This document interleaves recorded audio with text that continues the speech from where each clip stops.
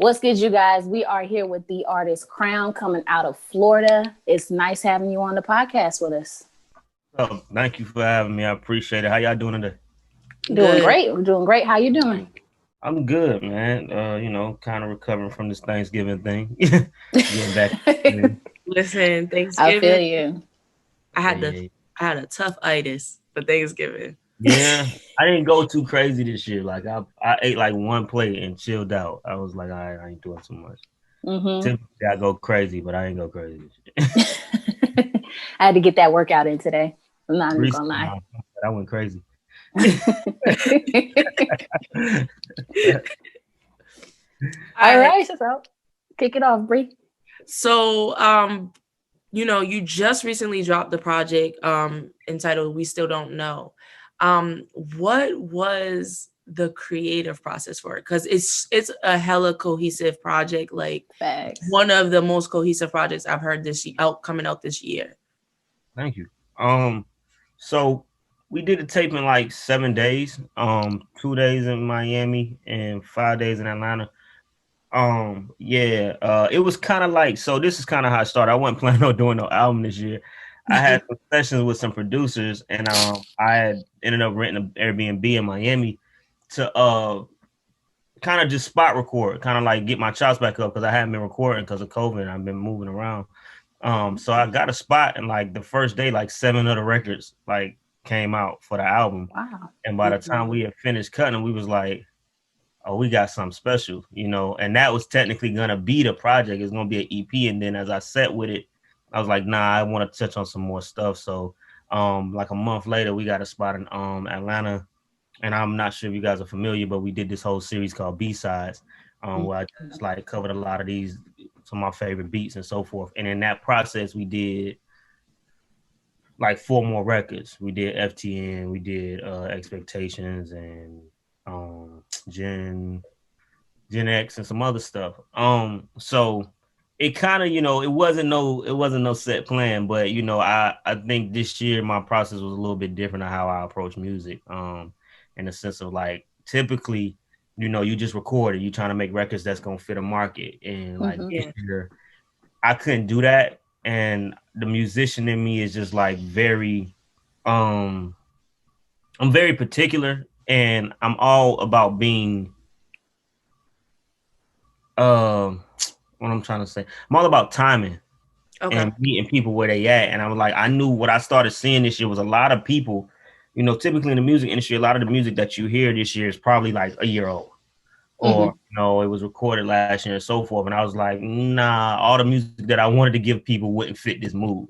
And I was like, yo, I think people need something that's gonna hit people where they at. And I didn't find that this year. I didn't find anybody that dropped anything that I felt was like talking to what we was really living. So, Hmm.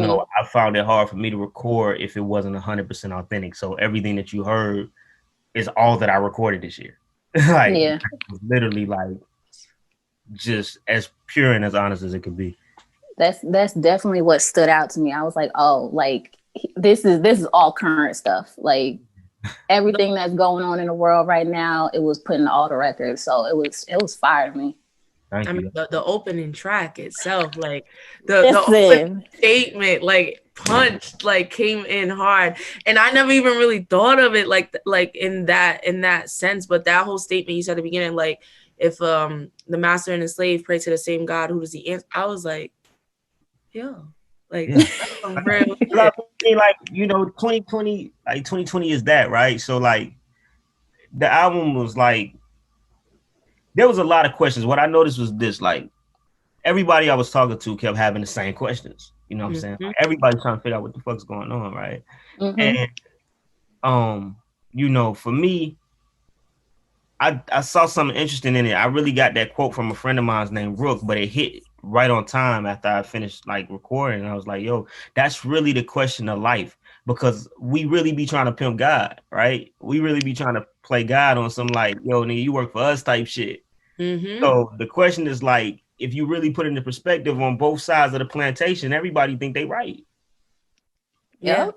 You know what I'm saying? The owner think like, yo, nigga, these my slaves. I got crops. I got all of this shit. I need that to be done at a certain time. And then the slaves is like, man, I don't know how the fuck I got here. this ain't what I want to do with my life. Whoop, whoop, whoop. I need you to get me out of it. And God just taking data. He just watching, like, you know what I'm saying? I've been saying that. I'm like, yo, y'all be doing a lot of crazy stuff in the name of God. I'll be like, what is going on? Right. Nah, it's true.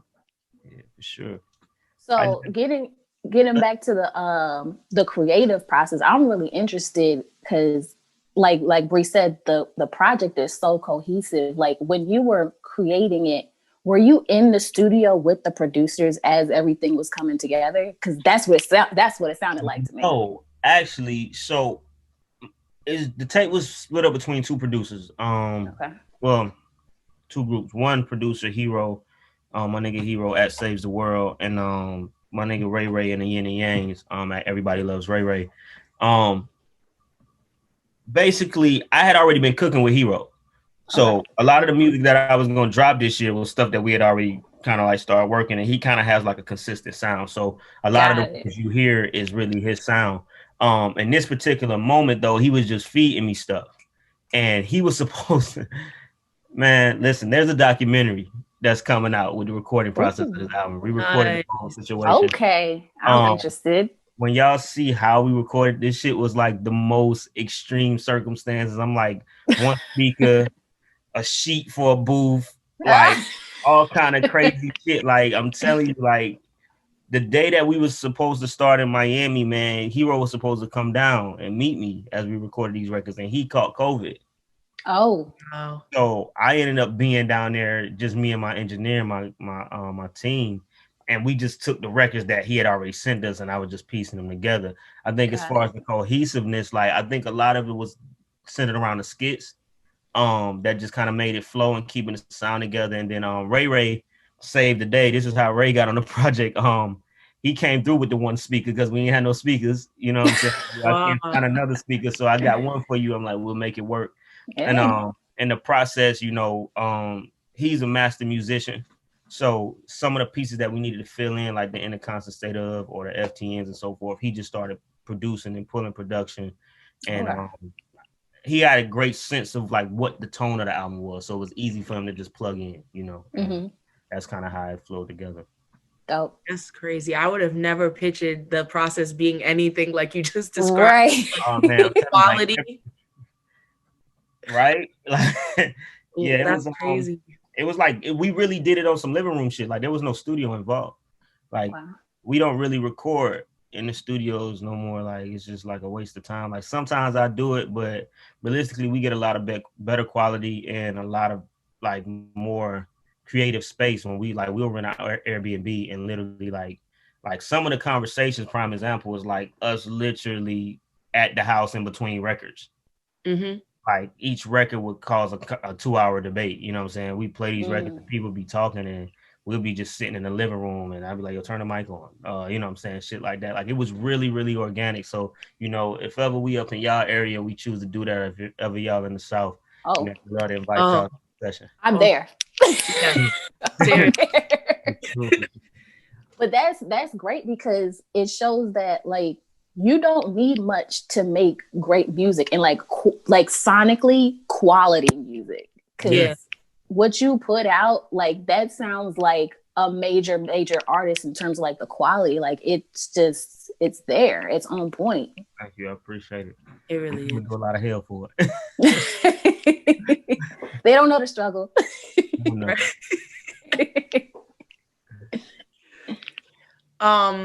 For me, when I listen to music, especially music like this that had like this one sort of like conscious stream of thought going throughout the entire process, I played it for my dad. So like, cause he always talking about like our generation be wild, like, you know, and I was like, I wanted to play it for him because I wanted to see like if he could get the perspective that was being pushed forth. Have you played it for like, have you gotten like different perspectives from like more people ranging in ages and so forth?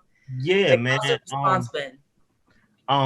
Yeah, actually, well, you know, the cool part about it was like I kind of targeted that way. So, you know, with the 3 generations, you know, Generation Z, Generation X, Generation Y, I tried to give each generation something on this tape because what was happening was I was flying around the country during the pandemic. Like, you know, my job had me like moving around, just pushing the brand and so forth.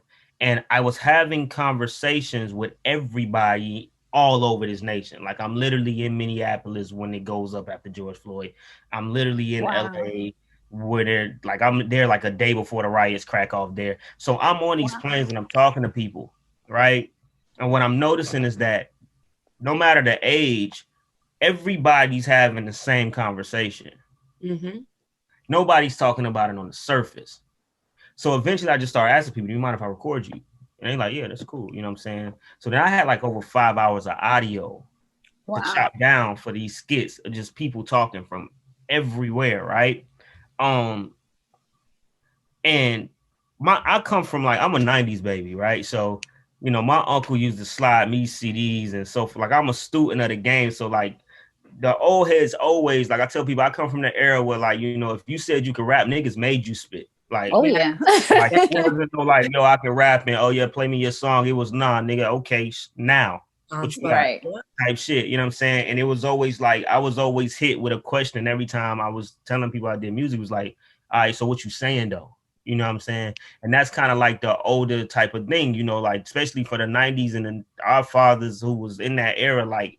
You can talk gangster, but you got to say something. You know, today you can just like say nothing and it's like, okay, whatever, you know, the beat is right? So I think that's just in my DNA. And I think we nailed it. You know, Generation X seems to be a lot of favorites. The skits, which is my business partner, my brother B, his dad, you know, in the beginning when he talk about, you know, I snatch your life from you type shit, the old niggas love that one.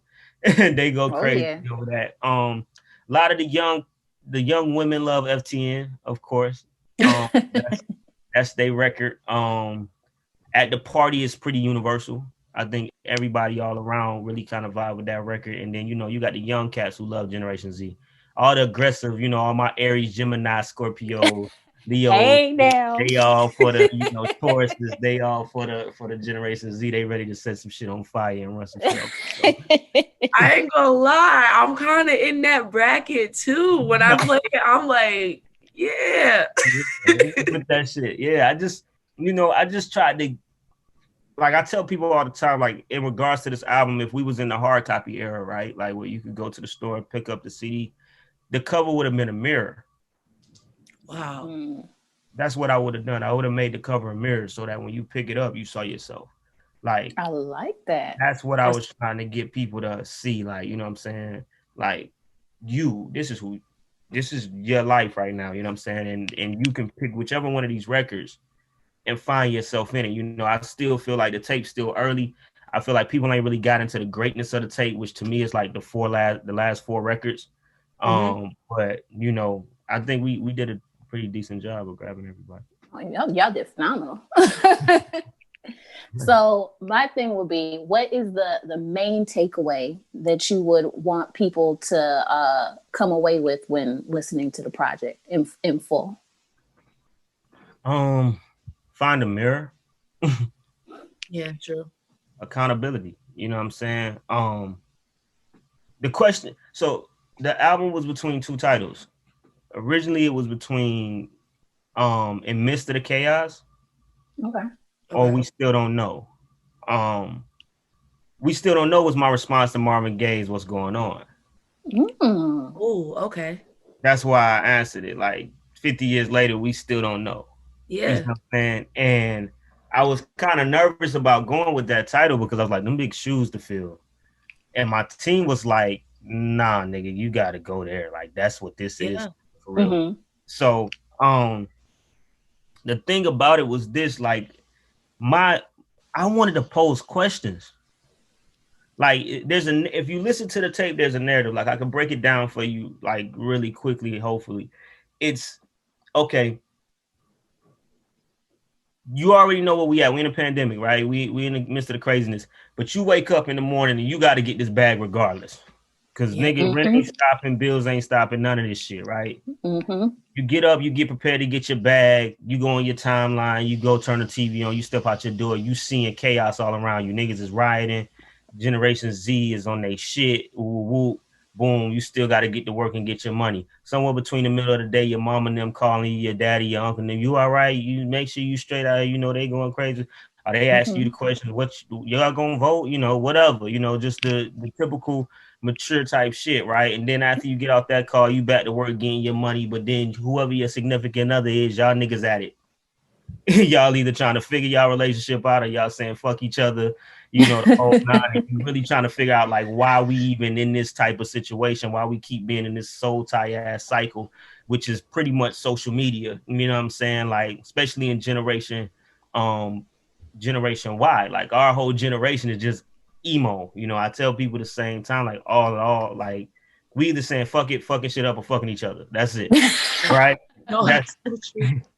That's it. That's what we on. So the whole situation is like now you texting, you on your Twitter, she talking crazy, you talking crazy, y'all texting a whole different conversation in your phones. The whole nine, your ego lead to lust. It don't even lead to love, it leads to lust. Then after that, you're drained. You know what I'm saying? And you realizing like by the time you end your day, you know, or your week or your month or whatever, you're frustrated. You're like, man, all this shit just make me numb. It make me squeamish, man. Everybody fake, nothing's real. But then at some point in that conversation, you start realizing like you got the responsibility for how you feel. So now it's nighttime, you know what I'm saying? And you facing them demons, like now you alone, you know, ain't nobody around you. You trying to calm your mind down and you think about all the things that you've done right or done wrong, whatever. And you trying to sharpen yourself up against that, right? And you finally get to a point where you realize like, yo, this ain't a battle I can win by myself. Like this is where God comes into play. This is what Mama and them was talking about when I was a kid, and where you know you gotta really dive deep into your spirit, and you know you trying to read books or whatever. You know you trying to find your way. And as soon as you get to the point where you like, man, I'm done with this shit, man. I'm ready to give. Like you know what, God, man, I'm cool. I'm going celibate. Or I'm going this and this and that. Or I'm doing this. I'm doing whatever I'm doing. You turn on your news and you find out another black person just got killed, and you looking at the situation like, nigga, I just right. I got all the way to this place, you know what I'm saying? And matter of fact, now that I'm at this place, why the fuck and why has been happening so long? And what the fuck did we do to deserve? And now you're questioning God, and now you like, and then after you finish questioning God, silence set in. And if you hear from God, a lot of people feel like they don't hear from God, but typically when he's silent, what he's saying to you is, well, what are you gonna do? That's so true. then the question is, nigga, what you waiting for? Yep. They telling you what you've been, they telling you how they feel about you. They telling you such. The only way that you're going to get change is through action. Change is on the move. You see what I'm saying? So nigga, what you waiting on? And then you start questioning yourself. You figure, yo, you know what? Tomorrow I'm going to do some shit. Or I'm going to do some shit now or whatever. And then, you know, we end the record with just at the party, which basically says, you know, in the midst of all this shit, nigga, I stay cool. You know what I'm saying? This shit ain't new. It's been happening. So my main thing is trying to find my peace and my cool. And if you come to a party or if you ever come to a shop open party and kick it with us, these are the things you might hear about. Gather around, we chop game at the party. And that's the concept of the album. Listen, put that on Broadway. I really would love to. Put that on Broadway. That is a story. Thank you. Yeah, it is. Thank you. I appreciate it. What would be one thing, like one type of advice you would give to another indie artist that is like in that midst of either wanting to give up or feeling like they don't have enough resources or feeling just they don't know if they should continue on or what they should do? What would you give that type of advice? Find and express gratitude. Find and express gratitude. Everybody feel that way.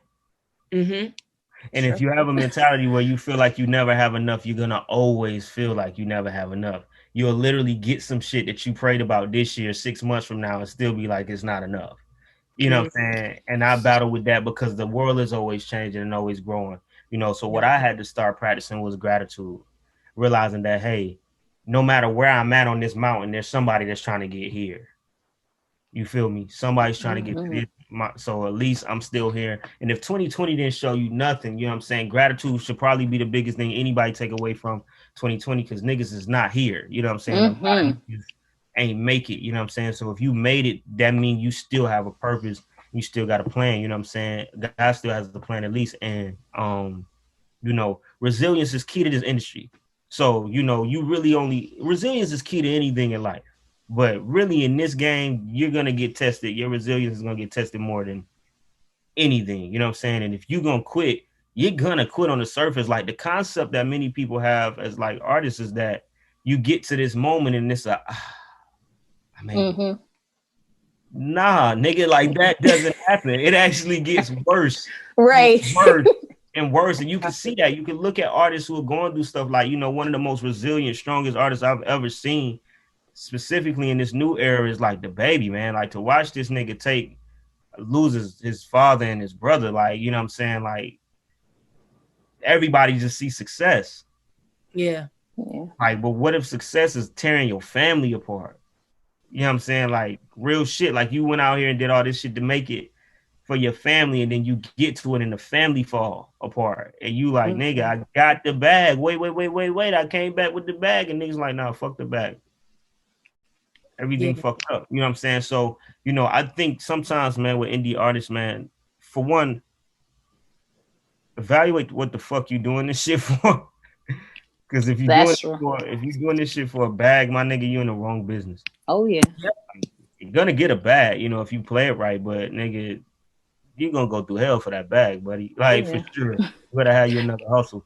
And you could get an easier bag somewhere else. Get an easier like bag. that. For sure. There's a lot of easy bags out here other than the music industry. Oh yeah. And the second thing is like, you know, if you is cut for it, you feel like this is what you're supposed to do, man. Like, you know, you never lose until you quit. So, you know, find some gratitude in there so it make your role easier. You know, express gratitude, and I think the blessings will keep falling. Listen, that's perfect. I feel like that's a perfect way to end it all. Honestly, like you just gave a word. Sure. But now we truly appreciate you coming on this podcast. Like it's truly an honor and a pleasure. Your music is amazing. Everybody, you guys got to go check out his new project. It is dope, and it is what you need right now in this moment. Please tell the people where they can find you on social media. Everybody tap in with me at Who Is Crown on all social media. shopforeveropen.com. You can find all my merch and my music there. So if you just getting on the Crown, we got years of music for you to explore. shopforeveropen.com. And like I say, Crown, we still don't know, is out on all platforms, all streaming platforms. Search it right now. There we go. Documentary? The documentary is coming 2021. We working on it. Nice. It's coming for sure. Nice. Well, you guys, we gonna wrap this up. Thank you once again, Crown, for being on the podcast. And we're out this thing, y'all. Peace. I appreciate it. Peace.